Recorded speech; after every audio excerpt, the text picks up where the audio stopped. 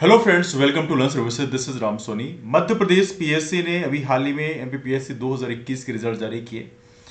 Result में महिलाओं का जो कट ऑफ था, मेल कट ऑफ मतलब ओपन कट ऑफ के बिल्कुल बराबर था। इसके बाद में काफ़ी कॉम्प्लिकेशंस हुई। बहुत सारे प्लेटफॉर्म्स ने इसके बारे में डिस्कस किया। Evenly we have discussed about this one कि वुमेन रिजर्वेशन के बारे में मध्य प्रदेश पीएससी की जो पॉलिसी है उसके लिए प्रॉपर तरीके से उन्हें जस्टिफिकेशन देते हुए एक नोटिफिकेशन जारी करना चाहिए, उसके माध्यम से उन्हें इन्फॉर्मेशन देना चाहिए। इसके बाद मध्य प्रदेश पीएससी ने आज 23 अक्टूबर को इन्होंने प्रॉपर तरीके से एक नोटिफिकेशन जारी किया है, जिसके माध्यम से कुछ इन्फॉर्मेशन दी गई है। जरा इसको देखते हैं क्या लिखा हुआ है। लिखा है, राष्ट्रीय परीक्षा 2021 का आयोग द्वारा घोषित किए गए परीक्षा परिणाम में महिला आरक्षण को लेकर सोशल मीडिया में कुछ डिजिटल समाचार पत्रों में भ्रामक जानकारी प्रसारित हो रही है। ये भ्रामक जो टर्म है बड़ा इंटरेस्टिंग टर्म है। भ्रामक जो है, सामने वाला यदि क्वेश्चन आपसे पूछता है जस्टिफिकेशन पाने के लिए, तो ये भ्रामक नहीं कहलाता है। ये आपकी क्रेडिबिलिटी, यदि आप मानते हैं कि आपके अंदर क्रेडिबिलिटी है तो आप उसे जस्टिफाई करें। स्पिरिट ऑफ इंक्वायरी हमेशा होना चाहिए। किसी के पास डाउट्स हैं तो उसे क्वेश्चन पूछना ही चाहिए। मध्य प्रदेश पीएससी में यदि हम बताएं तो मध्य प्रदेश पीएससी ने अपना जो आरटीआई कॉलम है, आपने देखा होगा कभी आरटीआई, उस कॉलम में यदि आप क्लिक करिए तो वहां पर कभी भी कोई लिंक जनरेट नहीं होती कि उसके माध्यम से अपना आरटीआई यदि कोई इन्फॉर्मेशन आप चाहते हो तो उसके माध्यम से कोई अप्लीकेशन आप फाइल कर सको। आमतौर पर ऐसे मध्य प्रदेश हाईकोर्ट में आप जाओगे तो वहां पर आरटीआई में प्रॉपर तरीके से लिंक रहती है, आप उसे फाइल करके दे। लेकिन यहां पर मध्य प्रदेश पीएससी ने कोई भी ऐसा कॉलम नहीं बनाया है। तो पहली बात तो आपने कंफ्यूजन क्रिएट करने का प्रयास किया है, तो भ्रामक संस्था के रूप में आप लोग कंफ्यूज कर रहे हो। दूसरी बात, जब भी मध्य प्रदेश पीएससी में कोई कॉल करे, कस्टमर की जो आपने नंबर दे रखे हैं कॉन्टेक्ट अस में, कभी कॉल उठती है कभी नहीं उठती है। There had been this several times. दूसरी बात ये है। तीसरी बात ये है कि जैसे मान लीजिए कोई एग्जाम हुआ, उसका प्रीवियस क्वेश्चंस टाइम से अपलोड हो जाने चाहिए, लेकिन आप नहीं अपलोड करते हो। ऐसे भी कई सारे एग्जाम रिसेंटली हुए, किसी का पेपर आपने अपलोड नहीं किया। यदि आप यूपीएससी की बात करें, यूपीएससी में एक दो दिन में, 2-3 दिन में अपलोड हो जाते हैं, लेकिन आप कभी अपलोड नहीं करते हो। अभी काफी दिनों से आपने पेपर हुए हैं जिनका अपलोड नहीं किया है। तो अपनी जो क्रेडिबिलिटी है यदि आप साबित करना चाहते हो तो कुछ बेसिक बेसिक चीजों को आप फोकस करके रखो। ऐसा तो है नहीं यहाँ कोई तानाशाह है जिसके बारे में कोई क्वेश्चन नहीं पूछ सकता है। यहाँ पे हम राजा प्रजा वाला सिस्टम तो है नहीं। यहाँ पे हम नागरिक हैं और आप एक संस्था है, और नागरिक का काम है कि संस्था को अकाउंटेबल बनाना है। और संस्था को अकाउंटेबल बनाने के लिए उससे क्वेश्चन पूछना बहुत जरूरी है। यदि आपसे क्वेश्चन ना पूछा जाए तो आप काम ही नहीं करेंगे। बीते कुछ दिनों में बहुत सारे जो कैंडिडेट्स हैं, स्टूडेंट्स ने जब प्रोटेस्ट किया तब जाके आपने रिजल्ट जारी करना शुरू किया। अदरवाइज आपको आपके कान में जू नहीं रह रहा था कि आप रिजल्ट जारी करो प्रॉपर तरीके से। तो अपनी क्रेडिबिलिटी को आप खुद क्वेश्चन मार्क लगाते हो। आप खुद एक भ्रामक संस्था के रूप में काम कर रहे हैं। यदि आप अपनी इंटीग्रिटी साबित करना चाहते हैं तो उसके लिए आप एक्ट करें। If you act like one, people should believe on you. Otherwise कहीं ना कहीं क्वेश्चन मार्केट होता है। एनीवे, ज्यादा डिस्कस नहीं करते उस टॉपिक में, जाते हैं प्रॉपर पॉइंट में। क्या लिखा है इन्होंने? पहला पॉइंट लिखा है, महिलाओं भूतपूर्व सैनिकों का प्रत्येक वर्टिकल वर्ग में हॉरिजॉन्टल आरक्षण होता है। अब देखिए, आपको बताना चाहिए एससी एसटी ओबीसी ईडब्ल्यूएस का यहाँ पर वर्टिकल रिजर्वेशन होता है। वर्टिकल का मतलब ये होता है कि ये चारों कैटेगरीज आपस में एक दूसरे कैटेगरी में जंप नहीं कर सकते हैं। सभी लोग अनरिजर्व में फाइट करेंगे। उसके बाद में एससी एसटी ओबीसी और ईडब्ल्यूएस अपनी सेपरेट सेपरेट कैटेगरी में फाइट करेंगे। ईडब्ल्यूएस में आप याद रखिएगा, इसमें वही कैटेगरी फाइट करती है जो एससी एसटी ओबीसी में नहीं आते। मतलब जो लोग जनरल कैटेगरी में हैं, जैसे सो कॉल्ड हम एक टर्म इस्तेमाल करते हैं सवर्ण, कई बार पेपर में टर्म आपने देखा होगा, उसमें जो गरीब तबके हैं सिर्फ उनको अलाउड है। मतलब एससी एसटी ओबीसी को ईडब्ल्यूएस में अलाउड नहीं है। इसकी कॉन्स्टिट्यूशनल लीगलिटी के मामले में इस समय ऑलरेडी सुप्रीम कोर्ट में मामला चल रहा है। इसके लिए बोला गया है कि यहां पर वर्टिकल होता है। लेकिन महिलाओं की बात करें, यहां पर महिलाएं और भूतपूर्व सैनिकों के मामले में ये हॉरिजॉन्टल आरक्षण होता है। हॉरिजॉन्टल आरक्षण क्या है, इसको समझने का प्रयास करेंगे। साथ में इन्होंने बताया दिव्यांगों और दिव्यांगता के प्रकार के आधार पर भी हॉरिजॉन्टल आरक्षण होता है। अब जैसे यहां पर बोला गया है कि हॉरिजॉन्टल आरक्षण क्या होता है, थोड़ा समझ लो आप। यहां पर उन्होंने प्रॉपर तरीके से इसको एक्सप्लेन किया है। प्रत्येक वर्टिकल वर्ग में महिलाएं हैं तो विज्ञापित पदों की न्यूनतम 20 गुना महिलाओं को लिया जाना अनिवार्य है। जैसे मैं बात करूं इसमें नोटिफिकेशन, यदि आप देखेंगे तो वुमेन के लिए कितनी सीटें रिजर्व की गई हैं, जरा आप देखना है इसको। ऐसे यदि हम बात करें राज्य प्रशासनिक सेवा उप जिलाध्यक्ष मतलब एसडीएम की बात करें तो यहाँ पे कुल मिला के 8 पोस्ट हैं अनरिजर्व में, जिसमें से 3 सीटें महिलाओं के लिए आरक्षित किया गया है ना। अब यहाँ पर ऐसे ही यहाँ पर पूरी वैकेंसीज निकली हुई हैं। अब इस वैकेंसीज में आप देखोगे कुल मिला के ओपन कैटेगरी में 68 वैकेंसीज हैं अनरिजर्व के लिए, जिसमें से यहां पर बताया गया है कि 23 सीटें महिलाओं के द्वारा भरी जानी है ना। अब यहां पर ये लोग क्या करते हैं, 68 का 20 गुना कैंडिडेट ले लेते हैं, है ना। 68 का 20 गुना कैंडिडेट्स प्रीलिम्स क्वालिफाई करवा देते हैं। अब उस 68 की 20 गुना कैंडिडेट से फिर काउंटिंग करते हैं कि क्या उसमें 23 गुणे 20 कितना हुआ, 4600, है ना। 23 गुना 20 मतलब 460। फिर ये चेक करते हैं कि क्या 460 वुमेन उसमें प्रेजेंट है, मतलब 68 गुणे 20 इतने कैंडिडेट्स को अनरिजर्व में क्वालिफाई कराया जाता है उनकी मार्किंग के हिसाब से। अब 68 गुणे 20 में से देखते हैं कि क्या 460 महिलाएं उसमें प्रेजेंट हैं।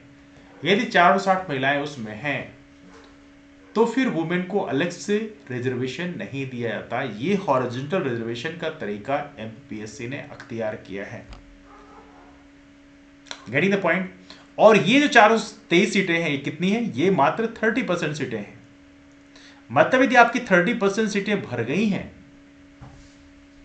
ओपन में, तो उस कंडीशन में फिर आपको अलग से रिजर्वेशन दिया था। मान लीजिए सपोज कि 30% नहीं भरता, मान लीजिए यहां पे 460 की जगह यहां पर 450 ही भरता है, तो उस कंडीशन में यहां पे नीचे की जो 10 मेल कैंडिडेट्स होंगे उनको हटा दिया जाएगा, उनकी जगह फीमेल को भर दिया जाएगा, तो फीमेल का कट ऑफ थोड़ा नीचे चला जाएगा।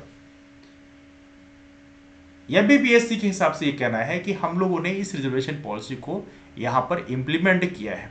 Alright, getting the point. I am sure समझ में आ गया होगा। यदि नहीं समझ में आ गया तो वापस से पूछ लीजिए कमेंट करके। तो यहां बोला गया प्रत्येक वर्टिकल वर्ग में महिलाएं हुई तो विज्ञापित पदों के न्यूनतम 20 गुना महिलाओं को लिया जाना अनिवार्य है। महिला आरक्षण नीति के अनुसार प्रत्येक वर्टिकल वर्ग में 20 गुना या उससे अधिक महिलाएं यदि अपनी ओपन मेरिट में पहले ही शॉर्टलिस्टेड हो गई हो तो अतिरिक्त रूप से उस वर्ग में महिलाओं को लेने की आवश्यकता नहीं होती है। इस परिस्थिति में उस वर्ग की महिलाओं कट ऑफ मार्क्स पृथक से घोषित नहीं किया था। यही परिस्थिति राज्य और परिवहन परीक्षा 2021 के परिणाम में निर्मित हुई है।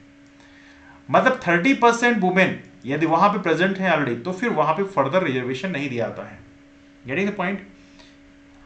यहां पे मेरा कहना यह है कि हमारा जो पर्पस था सिर्फ 30% वुमेन को रिप्रेजेंटेशन देने का नहीं है। 50% वुमेन की यदि आबादी है तो 50% कैडेट्स मिलना चाहिए।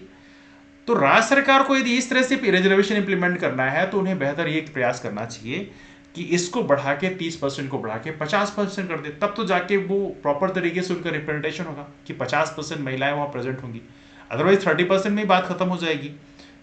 यदि हम ये सोचते हैं कि चलो ठीक है 30% यहां फाइट कर लेंगे, 30% मान लो 15-20% वहां फाइट कर लेंगे, 30% रिजर्वेशन मिल जाएगा तो उस हिसाब से 50% हो जाएगा।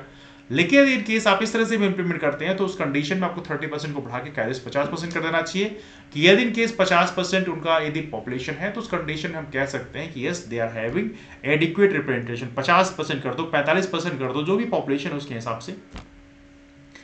अब यहां पे लिखा है किंतु यदि किसी वर्टिकल वर्ग में ओपन मेरिट में महिलाओं की संख्या 20 गुना से कम है तो जितनी भी संख्या में कमी हो ठीक उतनी ही संख्या में उस वर्ग की महिलाओं को ओपन मेरिट के नीचे से शॉर्टलिस्टेड किया जाता है। इस प्रकार की परिस्थिति में निर्मित होने पर संबंधित वर्ग की महिलाओं के कट ऑफ मार्क्स पृथक से घोषित किए जाते हैं।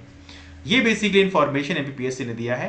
तो यहां बेसिकली एमपीपीएससी ने हॉरिजॉन्टल रिजर्वेशन को समझाने का प्रयास किया है। यही बोला इस संबंध में माननीय उच्चतम न्यायालय के निर्णय राजस डारिया विरुद्ध राजस्थान लोक सेवा आयोग सिविल अपील क्रमांक 3132/2007 का अवलोकन किया जा सकता है। अतः आयोग द्वारा घोषित किए जाने वाले परीक्षा परिणामों में महिला आरक्षण नीति का पूर्ण रूपेण पालन किया जाता है। ये बेसिकली एमपीपीएससी ने इंफॉर्मेशन दी है आपके सामने। मतलब आयोग का कहना यह है कि यहां पर वुमेन का जो रिप्रेजेंटेशन है वो 30% दिया गया है अनरिजर्व्ड की सीटों में। तो इसलिए यहां पर अनरिजर्व्ड की सीटों में या एससी एसटी ओबीसी ईडब्ल्यूएस की सीटों में तो यहां पर लोगों को अलग से फाइट करने की आवश्यकता नहीं है। This is what they are saying right now. तो यहां पे यदि वुमेन का रियल रिप्रेजेंटेशन चाहिए तो उस कंडीशन में फिर राज्य सरकार को एक नया मॉडिफिकेशन करना चाहिए कि they should raise the reservation to 40% और 45% अकॉर्डिंग टू देयर पॉपुलेशन। तो एटलीस्ट ये हो जाएगा कि हाँ चलो इतना हो गया, इतना हो जाएगा तो ठीक है, अदरवाइज वहां पे नीचे नहीं रहेगा, लेवल प्लेइंग फील्ड हो जाएगा, समथिंग लाइक दैट। तो ये रहा यहां पर एमपीपीएससी बारे में क्लैरिफिकेशन दिया है।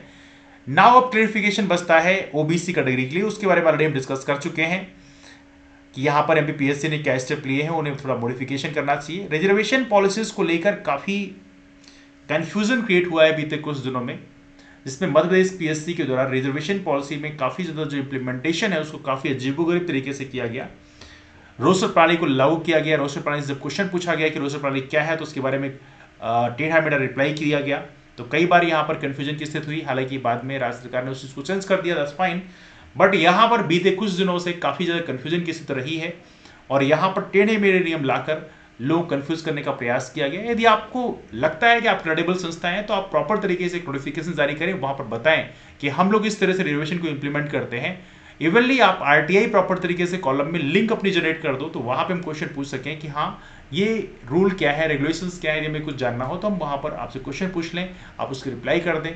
हम लोग एक पब्लिक प्लेटफॉर्म है, तो उसके माध्यम से हम लोग वीडियो बनाते हैं, जिससे बहुत सारे लोगों तक ऑलरेडी इन्फॉर्मेशन पहुंच जाती है, तो उसके माध्यम से भी आप लोगों को दिक्कत नहीं होगी, आपकी क्रेडिबिलिटी में कोई क्वेश्चन मार्क नहीं क्रिएट करेगा। लेकिन यदि आप चाहते हैं कि हम आप पे क्वेश्चन ना करें, तो ऐसी पॉसिबिलिटी नहीं है। हमारा देश राजाओं का देश नहीं है कि जहां पर राजा और प्रजा होती थी कि हाँ प्रजा ने बोला कि हाँ जी साहब आप ही सब कुछ हैं। वो सिस्टम खत्म हो चुका है। ये देश में हम नागरिक हैं, आप एक संस्था हैं जिनका काम एक अच्छे अधिकारियों को क्रिएट करना है। एक अच्छे अधिकारियों को क्रिएट करने की बजाय बल्कि मैं कहूँगा अच्छे अधिकारियों को रिक्रूट करने का है, और आपकी क्रेडिबिलिटी में क्वेश्चन मार्क क्रिएट करने का अधिकार हमें है। यदि हमें लगता है कहीं पर संशय होता है कि आपके काम करने का तरीका सही नहीं है, तो वहां पर क्वेश्चन मार्क पूछना हमारा हक है, और हर एक नागरिक को क्वेश्चन पूछना जरूर चाहिए। और यदि कोई ऑर्गेनाइजेशन संस्था आपको क्वेश्चन पूछने से रोकती है, मतलब वो एक भ्रामक स्थिति पैदा करती है, और यहां पर हम जरूर क्वेश्चन मार्क आने वाले कल में क्रिएट करते रहेंगे। एनीवे, डिस्कशन कहीं से वाइंड अप करते हैं, लेकिन आप लोगों के ओपिनियन क्या है आप नीचे कमेंट करके बताएं। हालांकि यहाँ पर एमपीपीएससी को एक इन्फॉर्मेशन और भी दे देना चाहिए था अपने रिजल्ट में कि कितनी वुमेन्स को यहाँ पर रिक्रूट किया गया है। देखिए, यदि यहाँ पर एमपीपीएससी इतना बड़ा नोटिफिकेशन दे देती है, तो यहाँ पर मध्य प्रदेश पीएससी को चाहिए था कि इन्हें एक और नोटिफिकेशन जारी करें जिसमें बताएं कि कितनी महिलाओं को इस बार प्रीलिम्स के बाद मेंस देने का मौका मिलेगा। जैसे यहाँ पर लिखा है कि अनरिजर्व में 1926 कैंडिडेट्स क्वालिफाई किए हैं, एससी में 853 कैंडिडेट्स क्वालिफाई किए हैं, एसटी में 1429 कैंडिडेट्स क्वालिफाई किए हैं, ओबीसी में 1546 कैंडिडेट्स क्वालिफाई किए हैं, ईडब्ल्यूएस में 755 कैंडिडेट्स क्वालिफाई किए हैं, टोटल 6509 कैंडिडेट्स ने क्वालिफाई किया है। यद्यपि यहाँ पे आप देखेंगे कि जो वैकेंसीज हैं, वैकेंसीज थोड़ा सा अलग बोल रही हैं, और यहाँ पे क्वालिफाई थोड़ा कैटेगरीज में आगे पीछे थोड़ी हुआ है, but anyway that's fine, that's not my concern. लेकिन मेरा कंसर्न ये है कि यहाँ पर ये भी एक कॉलम बना के लिख देते आप कि यहाँ पर महिलाओं ने इतनी क्वालिफाई किया नजर से, एससी में इतनी महिलाओं ने क्वालिफाई किया है, तो एटलीस्ट हमारे पास सेटिस्फैक्शन और भी ज़्यादा होता कि at least we are having the right information कि वुमेन का इतना रिप्रेजेंटेशन बढ़ रहा है हमारे एग्जाम्स में। यदि ऐसी इन्फॉर्मेशन आप देखेंगे तो आई थिंक वो ज़्यादा क्रेडिबल होगा। तो ये रहा इस टॉपिक के डिस्कशन के बारे में। डिस्कशन को वहीं वाइंड अप करते हैं। आपके ओपिनियन क्या है आप नीचे कमेंट में बताएं। इसके अलावा हमारे जो नए फ्रेंड्स हैं वो हमारे टेलीग्राम ग्रुप जिसका नाम है रामसोनी एमपीपीएससी से आप जरूर ज्वाइन कर लें। वहां पर हमारे सभी क्लासेस की इन्फॉर्मेशन शेयर की आती हैं। जो भी डाउट्स हैं, क्वेरीज हैं, आप उसके माध्यम से पूछ सकते हैं। बीते कुछ दिनों से I had been quite busy, तो इसलिए कुछ आप लोगों के मैसेज के रिप्लाई नहीं कर पाया, लेकिन आने वाले कल में I will make sure that कि आपके क्वेश्चंस का रिप्लाई जरूर किया जाए। आने वाले कल में we will start the mock interview session for MPPSC interviews, तो उसके लिए जरूर हम लोग करेंगे। मेंस आंसर राइटिंग जल्दी स्टार्ट करेंगे, दिवाली के बाद में मेंस आंसर राइटिंग स्टार्ट कर दिया जाएगा, तो आई एम श्योर आप लोगों को बेनिफिट उससे मिलेगा। और इसके अलावा एमपीपीएससी का हमारा 1 ईयर बैच कोर्स ऑलरेडी चल रहा है, आप चाहें तो ज्वाइन कर सकते हैं। जानने के लिए आप यहाँ पर इंक्वायरी कर सकते हैं। टेलीग्राम ग्रुप में आप पूछ लीजिएगा कि I want to join MPPSC 1 year batch course, how do we can join, तो आपको इन्फॉर्मेशन दे दी जाएगी। एनीवे, काफी डिस्कशन हो गया, डिस्कशन को वाइंड अप करते हैं, मुलाकात करते हैं फिर। तब तक के लिए bye, take care, have a wonderful day, keep moving forward and take care and wish you all the best for your exams. जिन लोगों ने भी प्रीलिम्स क्वालिफाई किया है उनको ढेरों सारी शुभकामनाएं। मेंस की बिल्कुल सीधा से तैयारी करिए, पर्याप्त मौका है, पर्याप्त वक्त है आपके पास में कि आप मेंस की तैयारी कर सकते हैं। और सबसे बड़ी फोकस करिए कि आप मेंस की आंसर राइटिंग में बिल्कुल पूरी तरह से करिए। हो सकता है आपकी आंसर राइटिंग स्टार्टिंग में परफेक्ट ना हो, बट टाइम के साथ में वो काफ़ी इवॉल्व हो जाएगी और उसमें काफ़ी ज़्यादा इंप्रूवमेंट आएगा। लेकिन आंसर राइटिंग से बिल्कुल पीछे ना हटें। जब भी कभी मुश्किलें आती हैं तो मुश्किलों के बाद जब कदम बढ़ाए जाते हैं तब कुछ बदलाव आते हैं। आपने अक्सर प्लेयर्स को देखा होगा, स्पेशली बैडमिंटन खेलते हुए या टेनिस खेलते हुए आपने देखा होगा कि प्लेयर्स जब बिल्कुल लास्ट में थक जाते हैं, और जब वो जो प्लेयर जो है लास्ट में थकने के बाद भी एफर्ट्स डाल रहा होता है, वही जीत की दहलीज तक पहुंच पाता है। तो ये चीज़ें हमें थोड़ी सी स्पोर्ट्स से सीखने के लिए मिलती हैं और आप इसको अपने जीवन में जरूर धारण करेंगे। इसी उम्मीद के साथ डिस्कशन को बीच वाइंड अप करते हैं, मुलाकात करते हैं फिर। Bye and take care.